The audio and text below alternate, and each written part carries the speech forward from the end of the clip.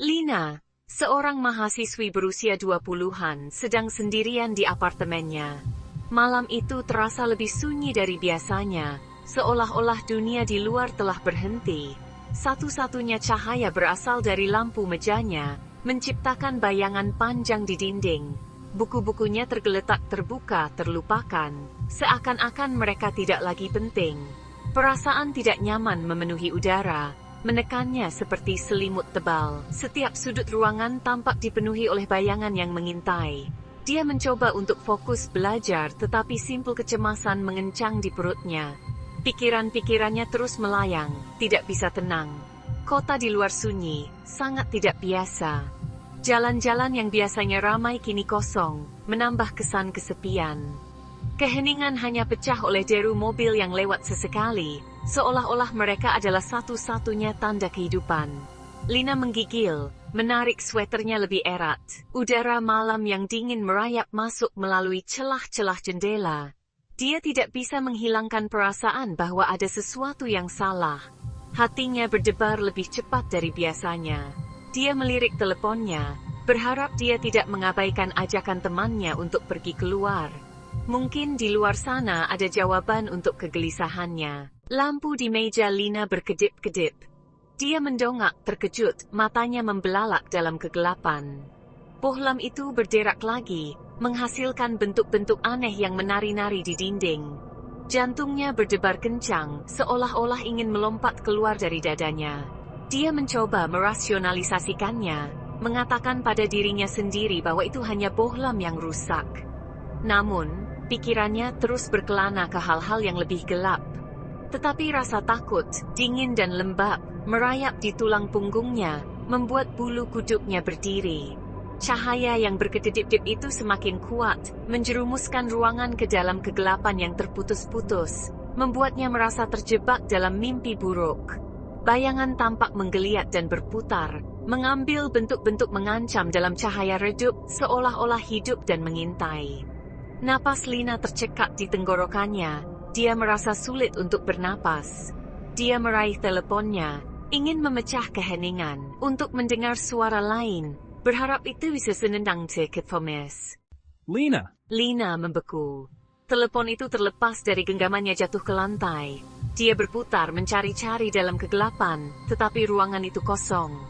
Jantungnya berdebar kencang. Dia berusaha mendengarkan, setiap ujung sarafnya waspada. Lina! Suara itu datang lagi, kali ini lebih dekat, bisikan lirih yang sepertinya merayap di sekitar ruangan. Itu bukan suara yang dia kenali, namun itu membuat punggungnya merinding. Teror, mentah dan primal mencengkeramnya. Dia tidak lagi sendirian di apartemen. Lina bergegas menjauh dari suara itu, matanya menjelajahi ruangan. Napasnya tersengal-sengal. Dia tersandung tumpukan buku, suara dentumannya bergema dalam keheningan yang mengikuti. Dia berbaring di sana sejenak, lumpuh oleh rasa takut. Perlahan, dia mendorong dirinya untuk berdiri, tatapannya tertuju pada lorong yang menuju ke seluruh apartemen. Bayangan di sana tampak semakin dalam, menggeliat seolah ada sesuatu yang bergerak di dalamnya. Pikirannya membayangkan gambar-gambar kengerian tak terlihat yang mengintai tepat di luar pandangannya. Secercah cahaya berkedip di lorong. Samar seperti pantulan cahaya lilin. Mata Lina melebar. Rasa ingin tahu bercampur dengan rasa takut, mendesaknya untuk menyelidiki. Dia mengatakan pada dirinya sendiri bahwa itu hanyalah tipuan cahaya. Tetapi sebagian dirinya, naluri primitif, berteriak padanya untuk lari. Mengambil napas goyah, Lina perlahan-lahan bergerak menuju lorong. Setiap langkah adalah upaya, kakinya berat karena takut. Cahaya yang berkedip-kedip itu semakin terang, memancarkan cahaya menakutkan yang menerangi partikel-partikel debu yang menari di udara. Tangannya gemetar saat dia meraih dinding, menahan diri. Cahaya semakin kuat memperlihatkan sumbernya.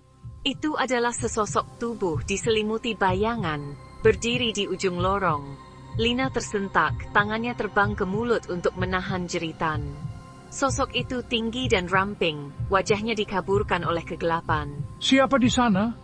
Bisik Lina, suaranya gemetar. Sosok itu tidak bergerak. Ia berdiri di sana, diam dan mengancam, kehadirannya memenuhi lorong dengan rasa takut yang nyata. Pikiran Lina berpacu mencoba memahami apa yang dia lihat, tetapi rasa takutnya melumpuhkannya. Lina mundur. Matanya Nati tidak pernah meninggalkan sosok itu. Dia menabrak meja, menjatuhkan segelas air. Suara itu tajam dan tiba-tiba seolah mematahkan mantra itu. Sosok itu bergerak, meluncur ke arahnya, gerakannya luwes dan tidak wajar. Kepanikan melonjak melalui Lina. Dia berbalik dan berlari, darah berdebar di telinganya. Lorong itu tampak membentang tak berujung di depannya. Dia bisa mendengar sosok itu di belakangnya. Semakin dekat, paru-parunya terbakar, kakinya menjerit agar dia berhenti, tetapi dia tidak bisa. Tidak saat benda itu sedang memburunya, Lina mencapai pintu depan, satu-satunya jalan keluarnya. Dia tahu bahwa dia harus cepat, waktu tidak berpihak padanya. Dia meraba-raba kunci, jari-jarinya kikuk dan tidak terkoordinasi. Setiap detik terasa seperti selamanya dan ketakutan membuatnya semakin sulit. Kenop pintu terlepas dari genggamannya. Panik mulai merayap ke dalam pikirannya, membuatnya semakin sulit untuk fokus.